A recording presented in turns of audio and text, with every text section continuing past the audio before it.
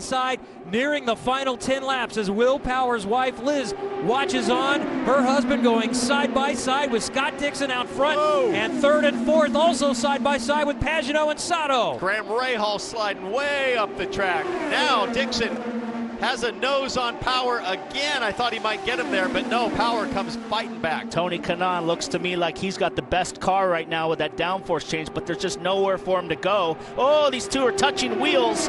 Pagano and Sato touching wheels on the front straight. How do you guys do this? We don't anymore. I'll tell you what, one guy you're not going to scare to back out is Takuma Sato. He is as fearless as they come. Simon Pagano trying to hold him tight. This is crazy. Well, they're as close as they've ever run tonight. It looks like a formation lap for a sprint car race. These two guys are touching wheels again. Sato slides up the track and Kanaan slices down the inside. That's the move Tony Kanaan needed to challenge for the win. Here comes Graham Rahal looking at Sato, but now I think Tony Kanaan has the space to try to fight for this thing to the end. 8 laps to go, 7 at the line. So Kanaan's in that second NTT data car. That's him on board right now, battling for third position, but it's 3 wide. 3 wide now. And he made it. Sato made it. Sato hangs tough on the outside and shoves out Simon Pagano back to 5th place. Or did he back out like he did last year and decide to live to fight to the finish? I got a feeling the two best cars right now are Sato and Kanaan. They're both looking for a way around these leaders, but you're going to have to do a 3 wide like this. No attack, no chance. Takuma Sato making it stick 2 laps in a row on the high side up where nobody's been willing to go before, and he slots into 3rd. Power stays out in front. That's Dixon right behind him. Sato in the second blue car. Kanaan is the 3rd blue car running in 4th. Sato coming to the bottom side of Scott Dixon, and they turn. Dixon goes around. Sato goes around. Power is in front. Well, you knew it was going to happen at some point. They were absolutely driving like maniacs. Scott Dixon is going to be furious, as he should be. Connor Daly also collected. I wonder if they'll call a red now and do a green-white checker, or they're just going to get this over with. And right now, Will Power's in front, and the guy who everybody was mad at was Tony Kanaan in 2nd. Chilton, heavy damage. If I'm him, I just keep driving around under yellow and just drag that front wing around and get to the finish line. Keep driving it. Yeah, Chilton is going to be able to limp around to get a 7th place finish, and let's watch again what happens. Sato drops a wheel in the grass right here and just loses it. It bottoms, he loses the rear, catches Dixon, and they're both around, and poor Connor Daly gets wrapped up in it, and he spins trying to avoid everything. And I thought Dixon would make it, but that's Max Chilton that augured into the side of his teammate Scott Dixon. There's Connor Daly down low. I'm not sure if Connor had any contact. Sato just didn't know where the track limit was there. Well, the track limit's the grass. Well, that's what I'm not sure he realized. I think he was paying such close attention to Power, he just didn't have any idea where the verge was. At this stage of the race, you're so fixated on the nose in front of you. And I mean, I've touched the grass there going through the short chute, and guys do it in cup cars, and you're just so fixated on trying to get the run done and get a run down the inside. He just mistimed that corner a little bit. As we see Kanaan, we get a great view right here. Watch the dirt kick up off of his car.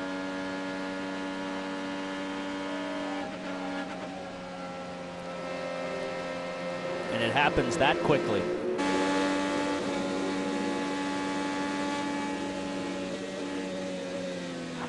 Crash up high, low. What a great job from Graham Rahal to look far down the track and just nurse that thing past the chaos. Here it is from another angle. Now, it had been discussed. I had asked the question of race stewards, what scenario might you red flag it like we've seen before, and we're past that point of no return. You needed more laps to be able to do that. So this is how this one is going to finish. Liz Power's husband, Will Power, is going to head to victory lane for the 31st time as we see those involved in this latest incident, a war of attrition. We are down to 7 cars on the lead lap, plus Ed Carpenter and J.R. Hildebrand, who had been running but many, many laps down. Good shot of the tether that IndyCar uses to keep those winglets, if there is damage, from flying up into the grandstands or anywhere else. They're going to put a fresh wing on, Paul. I'm not sure it matters to your point. He's on the lead lap. He's the last car on the lead lap in 7th, which is still unless a good finish get the nose box off overall. So, well, they may want to make sure that there's no chance of being black flagged. So they're not in danger of losing any more positions from where they're at. So we'll see the white the next time by. Marco's hoping for a restart here with a fresh set of Firestones. I like it. Probably some maybe a puncture on Marco's car going through the debris. Sure. And up to 6th after running in the back for a while, then a lap down. So many different storylines of this one. Such wild racing. Who would have predicted this? None of the drivers did. But when the light goes on and the visor goes down, everything changes. We're in no limits, Texas, Kevin. And that certainly proved true tonight. And I think this reconfigured Texas track, I didn't think we'd see as much side-by-side racing, but it was narrow side-by-side. It wasn't wide, spread out, 3-4 wide. It was 2, barely 3 wide, and I think that's what led to some of the chaos here. Back on the main straightaway behind the pace car, we're going to see the white flag this time, so one more under caution. How about Gabby Chavez? Yeah. 5th place. White flag here, pal. Survives all the craziness, like Indianapolis. That little team just keeps improving, and the better they do, the more likely they are to run more races this season. So that's pretty cool. That will be his best career finish. He finished 9th at Indianapolis, had one other 9th place finish. And that team is hoping, planning, I would think, with no damage. We'll see them in Pocono, and their goal is to be full-time in 2018. Harding Racing, Mike Harding, based out of Indianapolis. Larry Curry said, we had talked before we had met. I actually had done some work with him, but this all got started after the 500 last year in a suite. I'm gonna circle another result. Connor Daly will come home 7th. Didn't wreck, if he did, not very hard on contact there, but it's a big deal for Connor to finish this race. After the big crash last year, they struggled so much. He was much racier than I think any of us would have predicted, Paul. So that's another young driver and a team that really needs a solid result, and they got it tonight. Absolutely, and then another solid night on the oval for Will Power. This is a place where he got his first oval win. As he's coming to the checkers, his wife will be relieved. She was chewing on that plastic bottle. And another great finish for Simon Pagenaud, which is going to help him in the championship as well. So under caution, Will Power will take the checkered flag. The 31st win of Will Power's IndyCar career, his second at Texas Motor Speedway. Good job in the pit. Fantastic job. Oh my God, what a race. Tonight, it was about survival. And Will Power survived to win at Texas. Well, when we came in here, guys, everybody's saying this was not going to be a good race. It was going to be single file. There wasn't going to be any passing. There was no second groove. We got a second groove right away, and guys started flirting with the third groove, and man, what a race. You know, those last 10 laps, I was squirming in the seat because you just knew something was coming, and it wasn't going to be pretty. I'm glad to see everybody walk out of here okay tonight. Big credit to the Homalto safety team and to IndyCar for keeping these drivers safe. Those were some big wrecks. Big thumbs up, fall around. Marco Andretti to Will Power. Just a programming note, we'll be with you for another 10 minutes or so till the top of the hour, and then you will see F1 qualifying from Canada in its entirety. As we see Scott Dixon, good to see that he's okay. Yeah, but he's not very happy because he didn't want to talk, and that's not like him, so he probably did like his mom said, if you don't have anything nice to say about somebody, don't say it. So he went home. Fair enough, fair enough. We ask a lot of you race car drivers. In no other sport is anyone asked to speak 30 seconds after they foul out of the game or after they're called for any kind of penalty. I don't know what the point situation is right now, but the monitor I'm looking at is he's still first in points, Scott Dixon. So with 13 points over Pagenaud, so Pagenaud moves up 2 two positions, takes second in the points right now. And pretty rare instance when you crash out of a race and you take the points lead. And appropriate there are fireworks because there were plenty here on the track at Texas tonight. Will Power finishing up donuts, a victory lap, and he will enjoy this one. And he's going to feel better about this one. It was a half race last time at Texas. I know that Fontana win was very special to him, and he's going to enjoy this one tonight as Tony Kanaan climbs out a runner-up. And keeps his helmet on maybe a little longer than normal after a race with all the fireworks. I don't think he needs it, though. But he's capable of defending himself. Pretty happy with his guys. They'll be interested to get his quotes from the race. A lot of guys were throwing down on him. I thought it was one of those racing deals.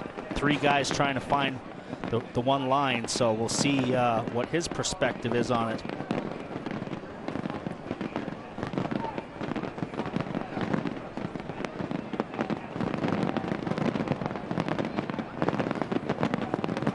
And there's more damage collection. Those guys have been busy tonight, Kevin. Collecting all kinds of crash cars. Katie? Well, Tony Kanaan and Chip Ganassi are debriefing here a little bit. Chip just told TK, hey, you're my man. But Tony, I'm just going to get straight to the point. What happened from your point of view? We're going to show you a replay of the crash.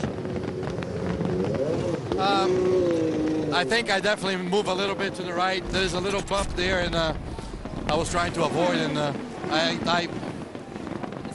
incident with Rossi first. Yeah, that I don't know.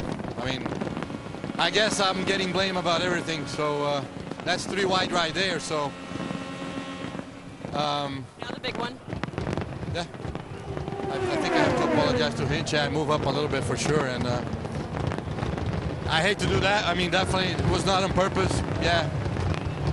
And we got tangled, so it's a shame. I mean, obviously, that's not the way I drive. I don't like to crash people. We got a penalty. We paid the penalty, and we raced back, so it is what it is. And even a second with that penalty. Kevin? Second last year at Road America as well. He was trying for his first win since Fontana, the season finale back in 2014. Great result for Kanaan, but a lot of storylines. Let's go down to Robin. All right, Takuma, hell of a run tonight. We were just talking about it. It's too bad that wasn't all concrete, but the grass got you. Yeah, it was just an unfortunate situation that I had nowhere to go. I had a car in front, I had a car on the right side, and all I could go is just straight cut to the grass, and where it's bottomed out and the car hooked up, and there's nothing I could do for that. Looked like you're having fun before that. It was a little bit crazy, but it was a fun. It was a great show on the night, and really, really unfortunate that we couldn't finish the race. Well, get some sleep. He's flying to Japan, Marty, to celebrate the Indy 500. Will Power has made it to Texas's victory lane for the 2nd time. He asked permission to do burnouts. They said, well, take it easy on the engine. Don't go too hard on the engine. Don't hit that hard rev limiter and you'll be okay. And he certainly enjoyed those and said, that's the only time I enjoy burning rubber on an oval. Will Power dominant tonight, led 180 of 248 laps and makes it to victory lane here in Texas. We talked about how it's a hometown win for his wife Liz, and we saw how nervous she was and how relieved she was when they said it would end under caution. It's been a very up and down season for Will Power, trying to get unbuckled from all the stuff inside the race car. And he's going to enjoy this moment, no doubt about it. Will Power, your winner here at Texas.